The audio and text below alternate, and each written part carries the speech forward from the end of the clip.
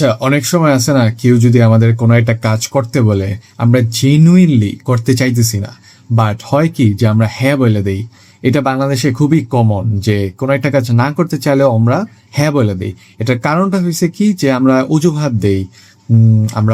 আমরা মেবি সম্মান দেখাইতেছি অথবা কাইন্ড অথবা পলাইটনেস, বাট জেনুইনলি কিন্তু আমরা এই কাজটা করতে চাইতেছি না। তো ওই এন্টায়ার জিনিসটা কিন্তু এক ধরনের মিথ্যা। মন থেকে একটা জিনিস না বলতে চাইলেও এই যে আমরা একটা মিথ্যা হ্যাঁ বলতেছি, এইটার কারণ হয়েছে ভয়। ভয়টা কি? Social rejection. সে কি মনে করবে? সে মনে করলে, সে যদি আমাকে রিজেক্ট করে, সে যদি খারাপ মনে করে, তাহলে কি হবে? এটা একটা লাইফ অ্যান্ড ডেথ সিচুয়েশন হয়ে গেছে।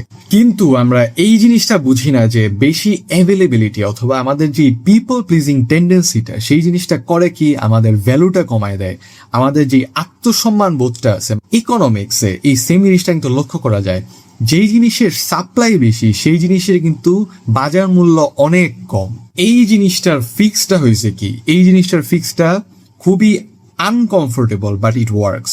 কেউ যদি কোনো একটা ফেভার আস্ক করে অ্যান্ড আমরা জেনুইনলি করতে চাইতেছি না, করা লাগবে কি?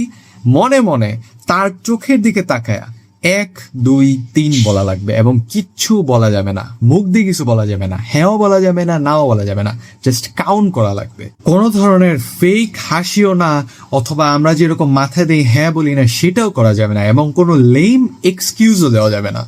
দেন করা লাগবে কি?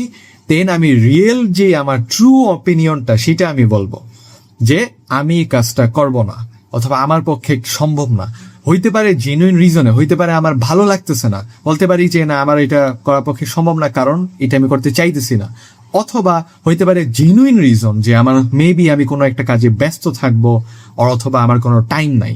সো নিজেকে একটা পাবলিক ওপেন ওয়াইফাই এর মতো রাখা যাবে না যে কেউ একজন এসে ইজিলি কানেক্ট করে ফেলতে পারে।